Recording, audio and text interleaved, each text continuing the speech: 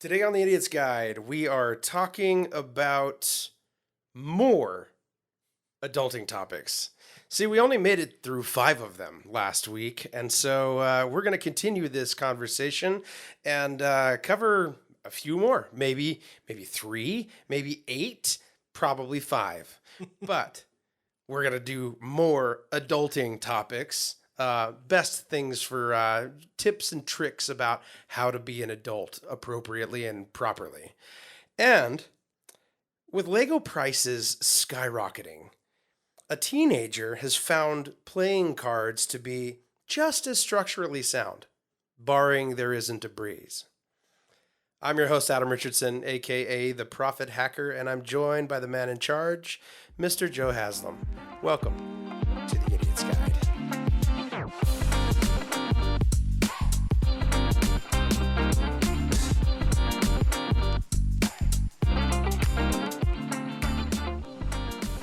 Well, I have, I specifically remember really picking on myself last time we talked about this topic because we're continuing the same topic. But this time, I think I'm going to just confirm that that is truth, that is accurate information. And yes, I am not qualified to speak on this matter. And honestly, I don't know if the AI list that we have is much more qualified than I am, being that I probably drew from 20 billion sources. And yeah, so anyway, we're going to take its recommendation and talk about some of these things and talk about the next couple subjects. And hopefully, we can get through at least 5 of these. But, I'm just as excited because honestly, I didn't read as thoroughly. And last episode, one took me completely sideways because it was really funny what AI is recommending.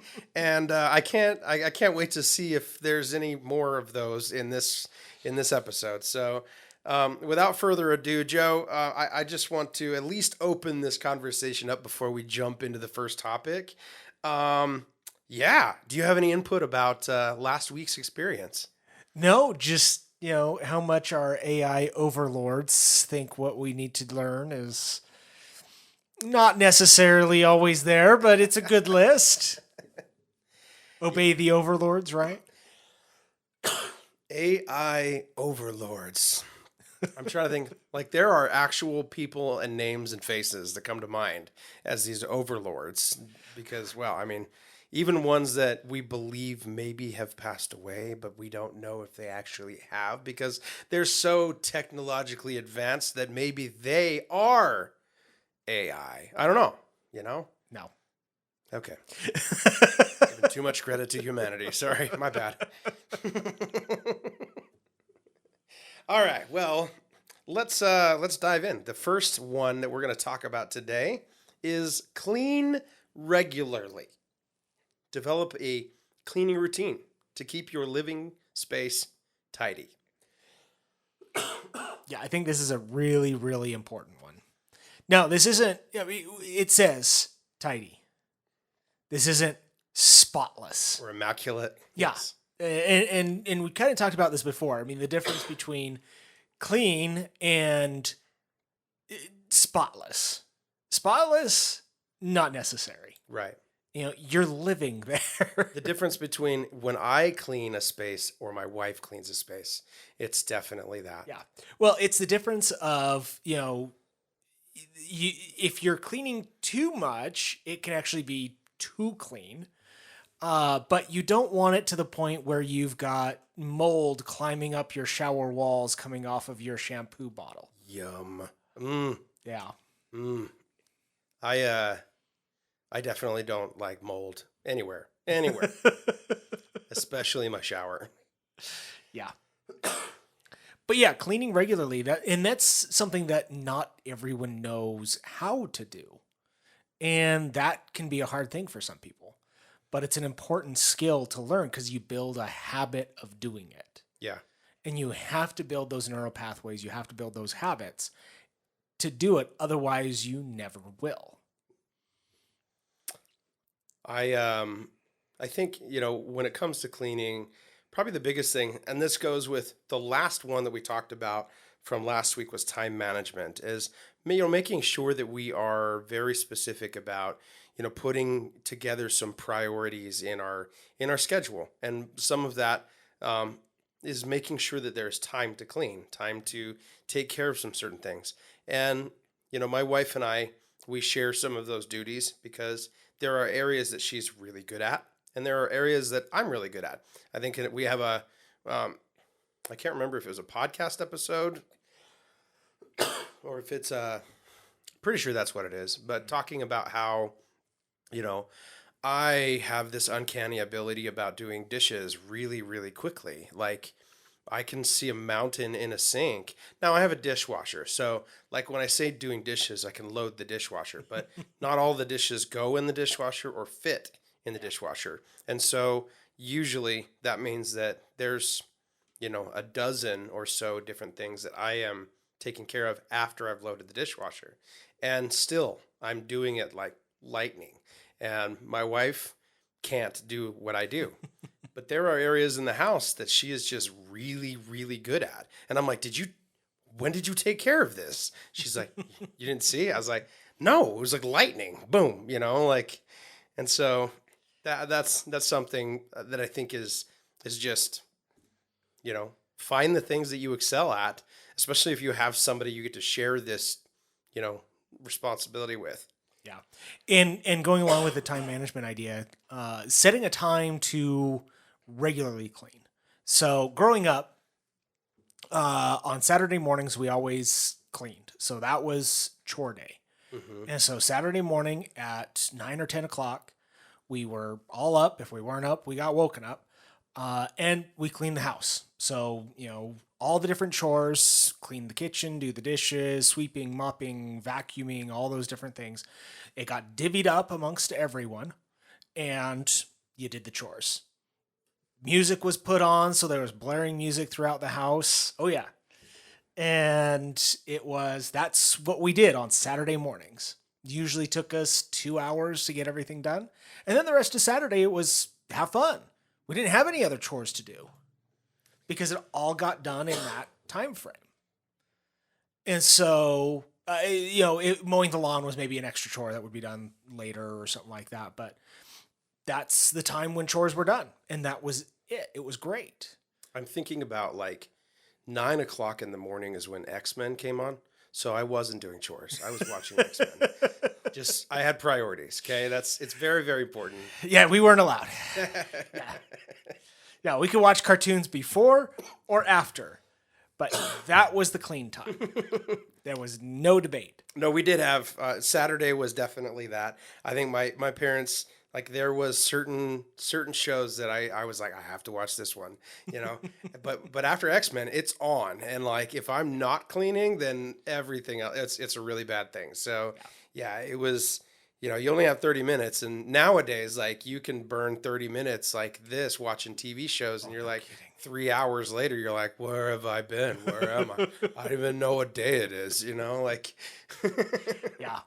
And so just setting that regular schedule and setting aside, a day, a time, whatever, to get the chores done really makes a big difference, and it really helps in the process. Yeah. And it helps because you're developing those neural pathways, those neural connections to help build that habit.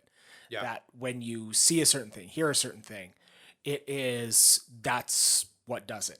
I can still hear in my head talking about the Saturday morning cleaning, the songs that my mom would play while we were cleaning. Oh man, you just reminded me of like Katie Lang and Stevie Wonder, and yeah, probably not the same songs as your mom. Not quite. My parents had an 8-track player, so like we listened to like I'm not old enough, okay? Just I'm going to preface there, okay? Yes, my parents had one. It wasn't like because I was born in that generation. It was because my parents were. So, but like America and Kansas and, the good old hippie rock bands, that kind of stuff. Yeah. There were so many days where that was normal in the house, hearing that. And then our radio station around here, the oldies 103 or Arrow or something like that, 103.5. I I have no idea. Well, what's really bad about it is music from my generation is now on that radio station. Yeah. It's so insulting. I'm like, no, it's not. That's not the truth. See, I like the music I listen to. I know we're getting off subject here, but the great thing is the music I listen to. There haven't been a lot of new bands in that genre over the last 10 or so years, and so if it's the same music my kids listen to, which they listen to the same genre of music I do, so it's alternative rock. Okay. It's all the same bands. So the music they're listening to is the same music I listen to. So I'm cool because, I'm listening to that music. My son listens to stuff that I've grown to like a couple of the artists, but most of them, it's like theatrical, digital. I have no idea. It's very strange. Angel Core or something like that. I have no idea, but yeah, like it's interesting. Nightcore. If you listen to it, it's like storylines and drama. Like it's really dramatic, but it's not like emo music dramatic where you're like, I'm sad because my trust fund got blocked. Sorry. So back to cleaning. No, I think that there's a connection here. Here's how I'll rope this back in. This is, I think that cleaning usually goes a lot smoother if you have something like music in the background. Like I have speakers in my house. I have a Google system in my whole house. So because it's all over the place, I can broadcast to the whole house my playlist, and everywhere in my house is now playing my music. And I was one of those that back in the day, that was like a rich person house. I'm like, no, it's not a rich person house. I'm sorry. Alexa's listening. But I think that when I mow the lawn, I have earphones in. From when I was a kid, I had a Walkman, and then I had a Discman when I could upgrade, and then and so on and so forth. Now I just have my phone because it Bluetooths to my headphones, and I'm good. But when I was a kid, I had my Walkman, and I would listen to the Weird Al tape, and I still think of Yoda every time I mow the lawn. Yeah. So the point is that cleaning regularly is good. If you need something to kind of keep you motivated while you're going through the motions of cleaning, put some music on. Dance a little bit while you're wiping off tables and whatever. Like whatever you feel like doing. But honestly, like that has been a normal thing in pretty much anyone's life anytime they've ever had to grow up cleaning something. Yeah. So, all right. Number 7 is grocery shopping. Yeah. The joyous grocery shopping. Now, I'm going to point something out here, not because it has anything to do with grocery shopping, but because it has to do with linguistics. Uh-oh. Okay. Now, Joe, can you tell me what was the first word in that started with a G? How do you say that? Grocery. Grocery. Is there an SH in that? No. No. Oh, okay. All right. So I've always said groceries. And I used to work at a grocery store where I was a bank teller in a bank branch in the store, and we'd do announcements. And so I'd be like, whenever you're done doing your grocery shopping, and my manager would crack up and just laugh and laugh and laugh because I said groceries like I'm some snooty British person. Posh. Right. I have no idea. I have only ever called it that my whole entire life. And I had some satisfaction because my son, who's like a miniature tan version of me, far more handsome. He is way handsomer. But he says groceries too. He's like, there's no SH. It's not groceries. Well, then my oldest son, he goes, oh no, I call it groceries. I was like, what is groceries? So, yeah, I didn't mean to rabbit trail, but I just had to because it's something that like I don't let it really bother me. But when somebody's like, why do you say it's so weird? And I'm like, technically, I'm saying it correctly. You aren't. I'm trying to think of any other word that has a C that sounds like an SH. Nope. There's got to be one. You keep thinking. Let's. Yeah, I'll keep thinking while you talk, because I got to find one that disproves your theory here. So AI's description of grocery shopping is plan meals, make a list, and avoid shopping when you're hungry.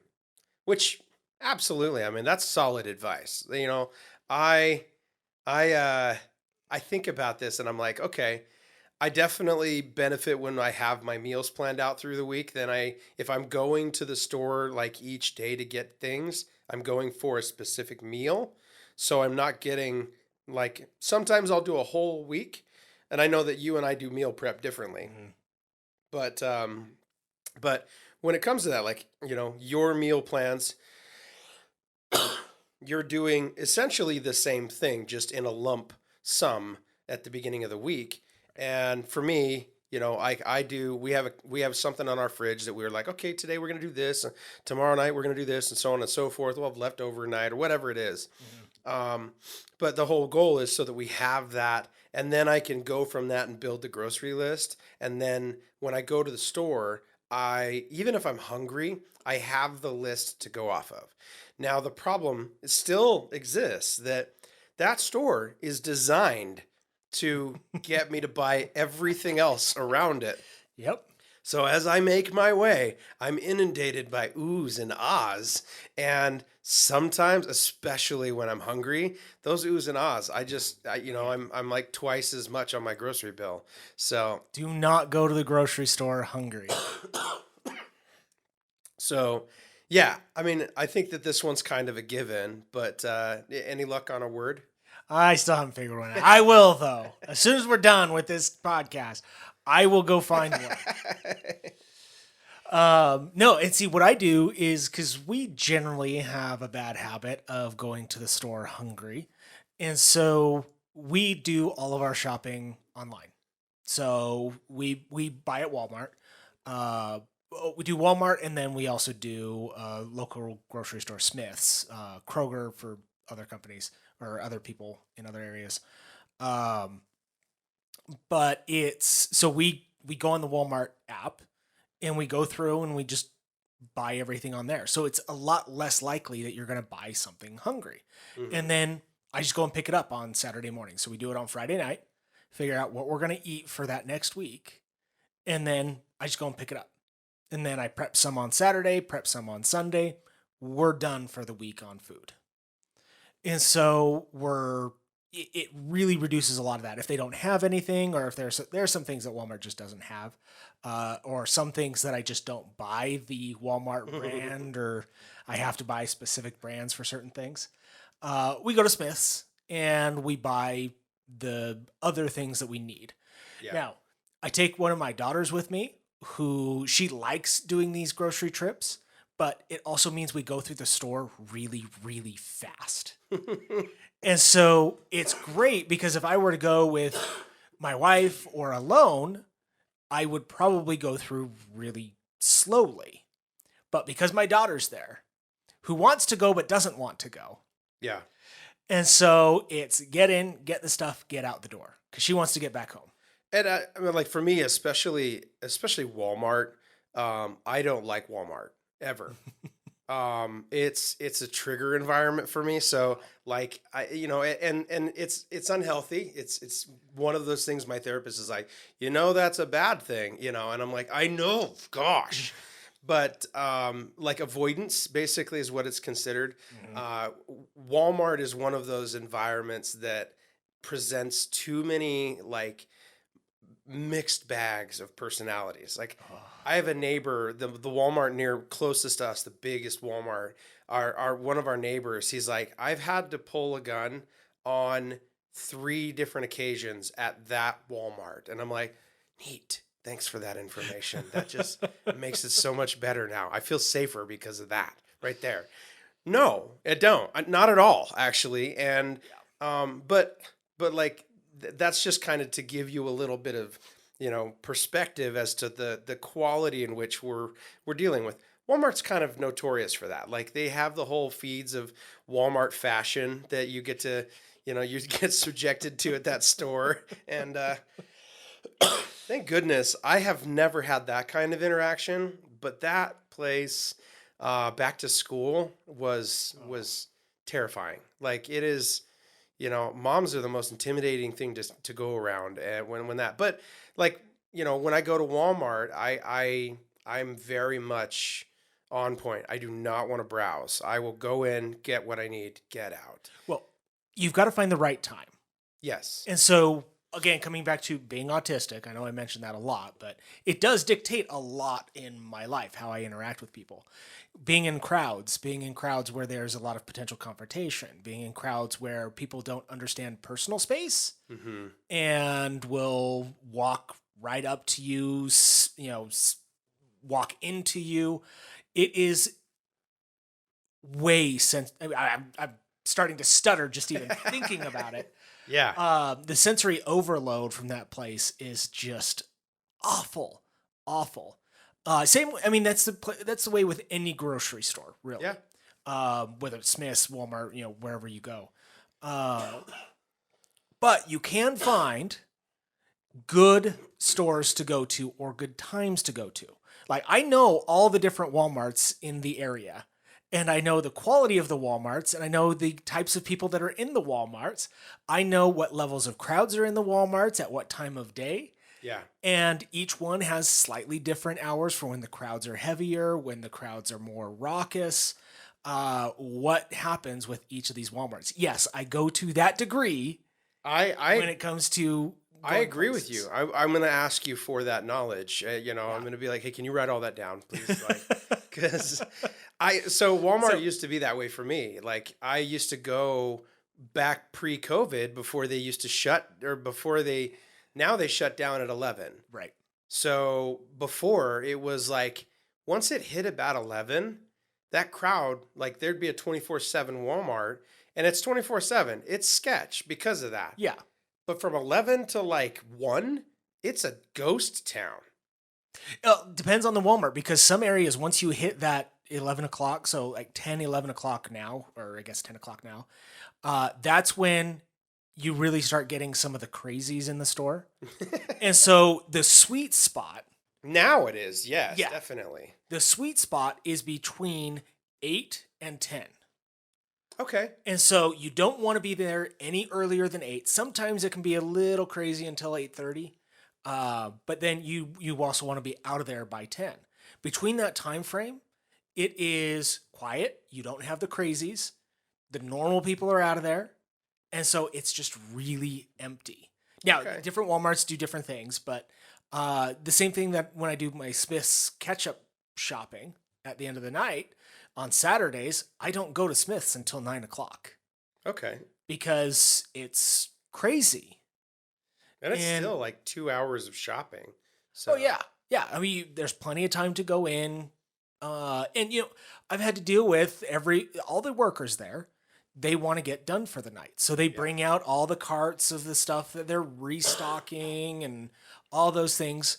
You just have to get used to walking around all those things and knowing there's going to be a lot of inconvenience. At Kroger, I run into that. Like, if it's too late, then I'm jumping over like pallets and boxes because I used to do stock. And so like the fastest way I could do it is first like explode the pallet down the aisle. So you've got boxes lining everywhere. Literally just to push a grocery cart down the aisle is almost impossible.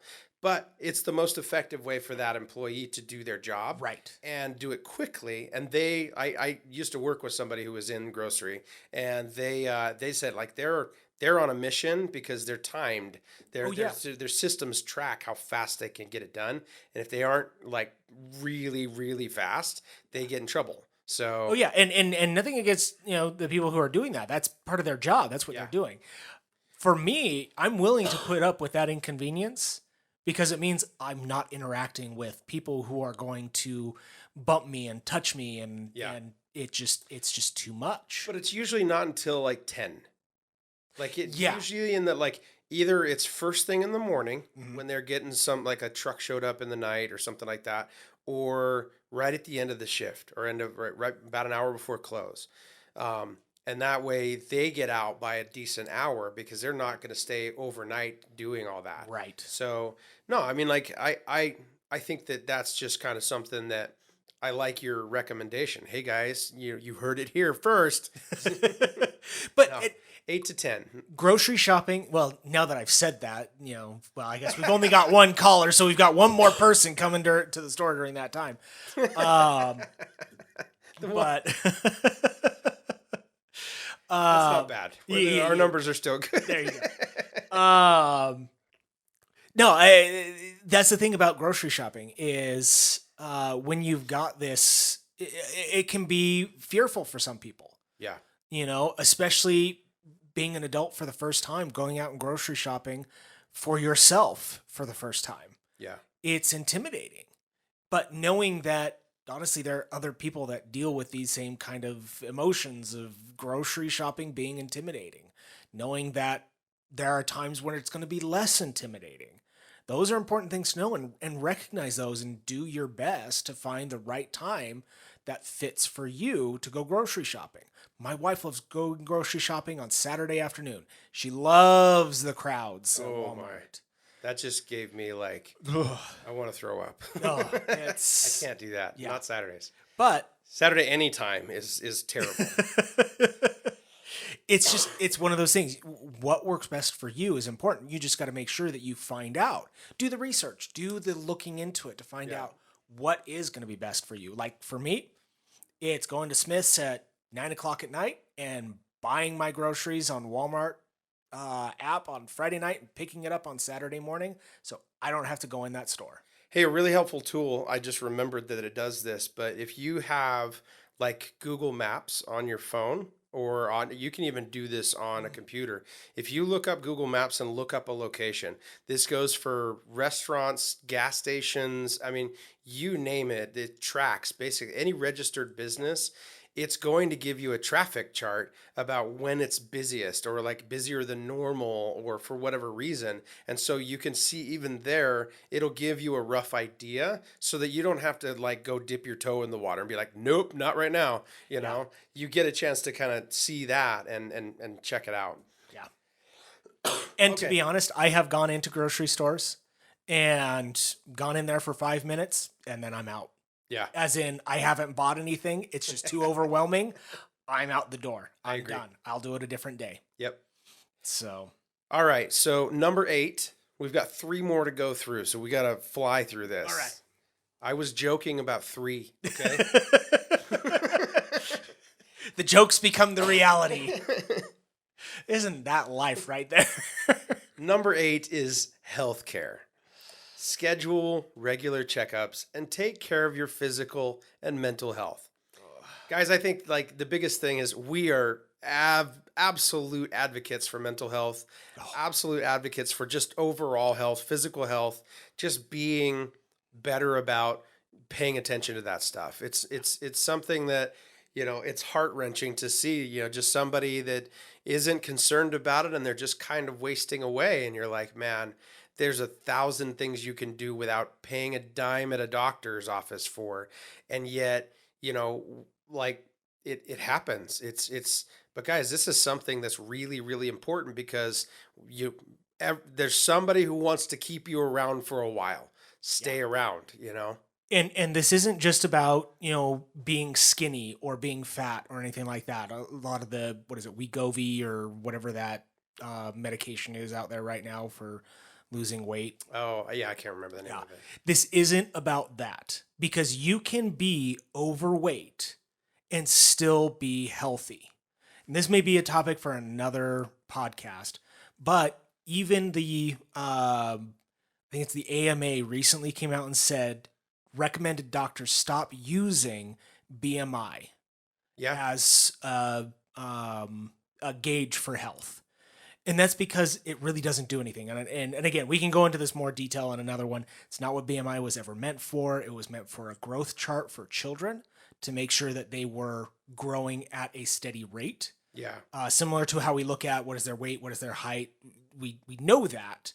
That my niece was actually diagnosed with Crohn's disease because she stopped growing at age 10. And so she was no longer keeping up with the charts. And so they knew something was wrong. And so that's what those charts are meant for. That's what BMI was meant for. But it's not about weight. Now, if there's excess weight, if it's because you're not healthy, that's a completely different story. But it's not about being skinny. It's not about being fat. It's not about any of that. It is about being healthy. Yes. Eating right, exercising as best as you can. I've got osteoarthritis. I've got a lot of issues with my body. I cannot exercise as much as I would like. I've tried. It hurts. I'm perfectly chiseled, like in the shape of a Michelin man, but chiseled. Yes. And I gladly show off my calves because while I have weight in the middle because of issues with my hormones and things like that, it is my calves are stellar. I'd like to be around when that's your conversation starter. You're like, hey, I'm Joe. Have you seen my calves? Have you? Go to the beach. I like to wear shorts at the beach. It's the only time I wear shorts. If we were recording this like video, that would happen right now. I've got awesome calves. And so, yes, I am overweight in the middle, and that does cause some issues. But as much as I've tried, I've talked about here, I have an endocrinologist, I have a gastroenterologist, I have these doctors to try to figure out why my body is doing what it's doing. And the best we can tell is that's just what it wants to do. Yeah. And so no amount of diet, no amount of exercise is going to change the way that my body is defined itself to function. Yeah. And so it's just, that's the way it is. But I am still really healthy. I have really good cholesterol. I have high blood pressure, but that's familial. And so it took 10 different rounds of different medications in order to get my blood pressure under control. Because it's primary, or I can't remember the exact term for it, but it's essential hypertension, which means it's not secondary to being caused by being overweight or diet, exercise, anything like that. And so it is familial problems. Mm-hmm. One thing I have been able to avoid, I'm almost 40, and my family has diabetes all up and down every side of the family. Everyone by the time they're 40 has diabetes. Not because of diet, not because of anything. It is just genetic. You're predisposed. Exactly. Yep. And honestly, I still do not have diabetes, and that is well in control. I get my A1C tested, and I am well within normal ranges for diabetes because even though I have the family history of it, and I was able to keep my blood pressure in line until about 2 years ago through diet and exercise, even though it's familial. And so all these things, even though it may be familial, even though you may be genetically predisposed to this, you can still work hard to reduce those things through proper health, getting with your doctors, making sure you're looking at it. Yeah. Working with doctors when it gets beyond, like with mine, familial, when it gets beyond your ability to control with diet and exercise. And so it's so important that you stay healthy because, and all it takes is a doctor visit. All it takes is managing things. Work with a nutritionist or a dietitian, not a nutritionist. They're not licensed. Work with a dietitian to find the right diet. I'm a nutritionist, so don't call me. And again, it's not about being skinny. That is not what it's about. Skinny is a societal construct of beauty. It is not a sign of health. I think one of the things that I always emphasize is the impact of if, whether skinny or obese or whatever it is, like our society is really trying to, get away from the stigmas that are attached to those things.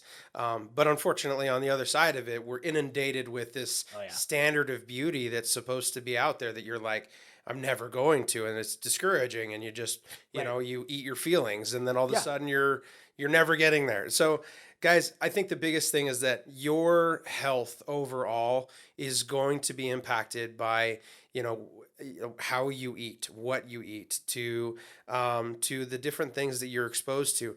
It comes to, I was talking to my son about this. What you eat as far as consumption, if it's candy and soda, is going to impact your mental health because you're not getting the right nutrients to your brain, and your brain is not going to fire correctly the way that it needs to. So those are all really, really important principles, but also, it makes you, if you don't really have a healthy living that you're doing, it's going to be impacting your immune system.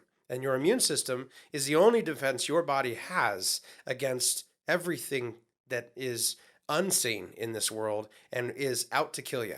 And so the best thing that you can do is always just kind of keep that in mind, so that you're not just headed down a road of like, man, tonight a bucket of lard sounds delicious, like, please don't, like, I don't know if anybody does, but it's, like, I saw a video the other day of a mayo eating contest. I was like, that's disgusting.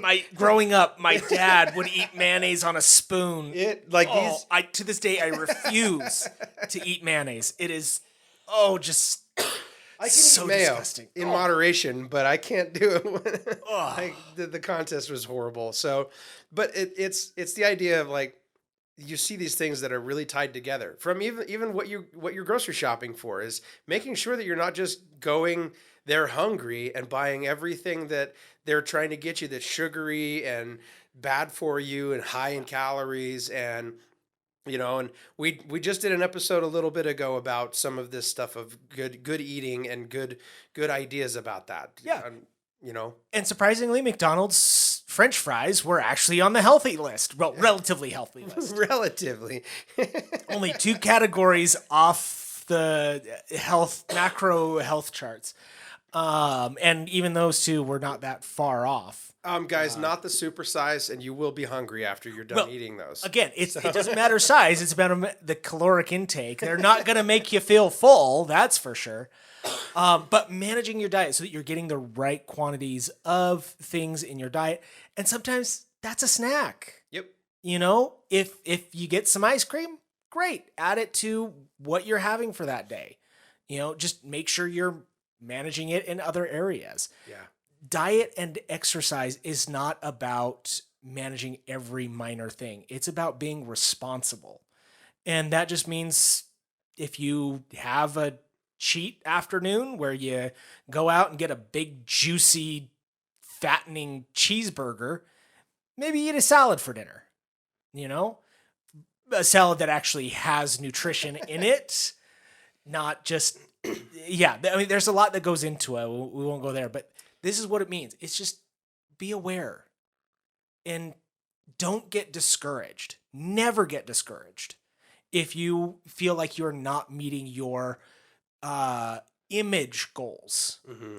Image goals are inappropriate. Yes. No question. If someone gives you a hard time for being too skinny, someone gives you a hard time. So, my wife is a very small person, and her sister's the same thing. Yeah. When I say small, they grew up to be 4'11". That's smaller than my wife. My wife's 5 foot. Yeah, they are short and they are extremely skinny people. They were followed at school to make sure they weren't bulimic or anorexic. And so they were judged because they were too skinny. Yeah. This isn't just a overweight thing, it's an underweight thing. Yep. Everyone is different. My wife is tiny. She can eat a triple cheeseburger and it doesn't do anything. Yeah. I get pissed because I can eat a triple cheeseburger and it will do everything. When I was in my 20s, I could eat just nonstop. And I did eat nonstop. Yeah. And then when I hit about 26, 27, it all came crumbling down. But no, it's not about any of that. And even then I was still pretty healthy. I drank a lot of water. I made sure to manage my diet, but I could have more of that because I was eating more stuff. So I was doing like 3,000 calories a day. So when you're doing 3,000 calories a day, you can have a lot of variety to meet your macronutrients. And so it's nowadays I'm lucky to get maybe 1,500 calories a day, just because I don't eat that much. I don't exercise enough for my body to crave that many calories. Yeah. And so it just comes down to managing it, and do not ever get discouraged. Never get discouraged. Image is not what's important. Health is. I think another thing to emphasize in this is, and I know like we're going to attribute this to our diet, to what we're eating, to those sorts of things. But healthcare in general is to be aware of yourself. I mean, if it hurts more than normal, go see a doctor. If it looks funny, go see a doctor. If it's something that you've never seen, on you, or or something growing, go see a doctor. If this is something that is out of normal, go see a doctor. It's being aware of yourself, the normalcies of who you are, and when that comes off of that normalcy, it's okay to go see a doctor. You don't have to play tough. Honestly, most people that I know who've tried to play tough didn't win. Yeah. So, it's better to be self-aware in those instances. And then that way, people get to have you around a lot longer. And so, it's about these kind of things. Part of it a lot of it has to do with what you're eating, how your mental health is, how your physical health is. Overall is going to add to what your diet is. But it's also just being aware of those things, so that if you're going along and you've got an ache in your foot and you don't know why it just started, well, maybe it's the way you're walking, and you need to talk to somebody about how that walk has changed over the years. It's okay. We're growing. You get older. Everything changes. Yeah. So just being aware, I think, is overall some of the best, best things to do for your own health. And that's one of the reasons why it's great to have a primary care provider, someone that you go to once a year, because then they know your baseline. Yeah. They know what your normal is. And if you go outside of your normal, they know, okay, there's something wrong here, because they know you. I had a great provider. She was a nurse practitioner. She was our family provider I hate that I can't call her a doctor because she's a nurse practitioner. She's a doctor. Doctors will hate me for saying that, but honestly, she's a doctor. But going to see her, she knew everything about my family. She knew everything about our background. She knew the specific struggles that we went through with being foster parents. And so she knew that we were dealing with, struggles with kids that had mental health issues. The times that I was physically attacked by my kids when they got triggered.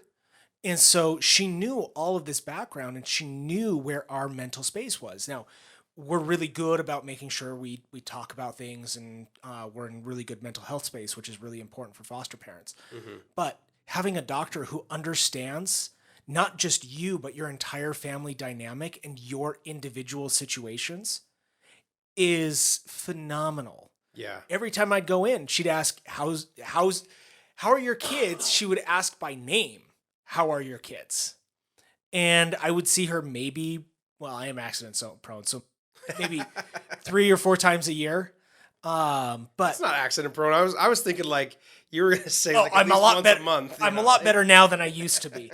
My wife has implemented plenty of rules to prevent me from getting into trouble anymore. Yeah. But no, I mean, it's one of those things. She knew everything about the family, and it was great. And having a provider like that means you can talk to them about things. You can be open about things because they know you. And so if you have something out of the ordinary, it's so much easier to talk about them. So build a rapport with a provider. Find someone that you feel comfortable with. Unfortunately, she retired recently. And so I've spent the last 2 years trying to find a new provider. Still have yet to find one that I feel comfortable with. Mm-hmm. But it's something that just keep searching, keep looking to find someone. It may take a while, but find someone that you feel comfortable with, that you can talk to.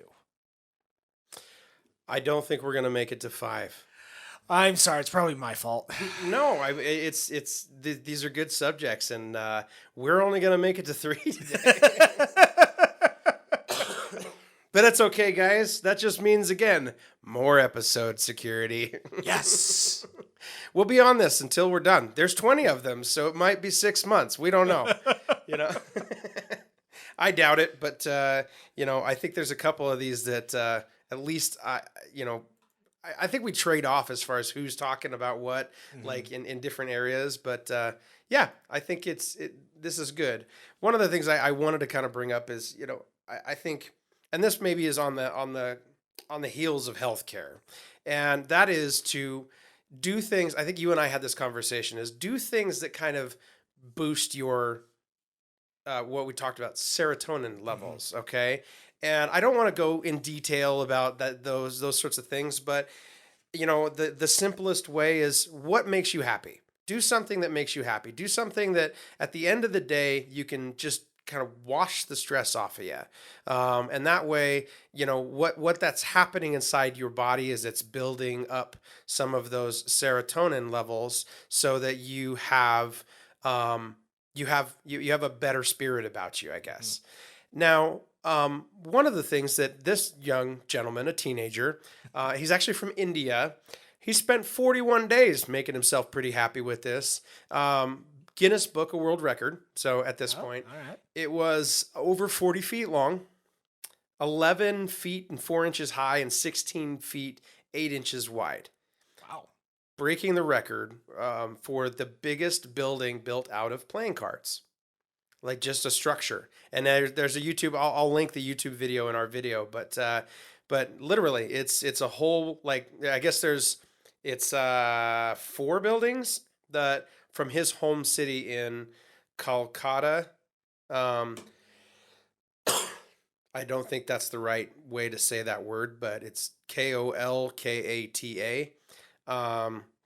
Anyway, he broke the world record now, and he's 15 years old, and this was the last one before that was only 34 feet. So come on, like seriously, you got to step it up there.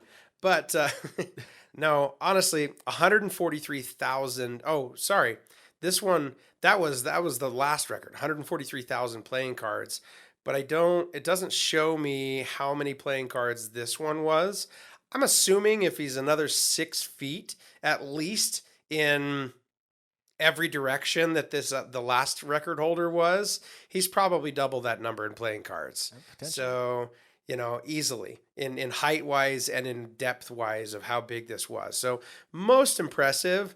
Honestly, none of us have that kind of time on our hands, or space. Honestly, like, where do you go? Like, hey, can we expand the garage? Because I've got a project. I've got something I'm thinking about doing, and you're like, no, that's not going to happen.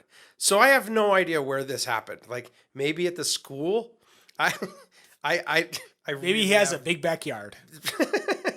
Like I said, I would hate to do a castle made out of cards on a windy day. Oh, that would just be devastating.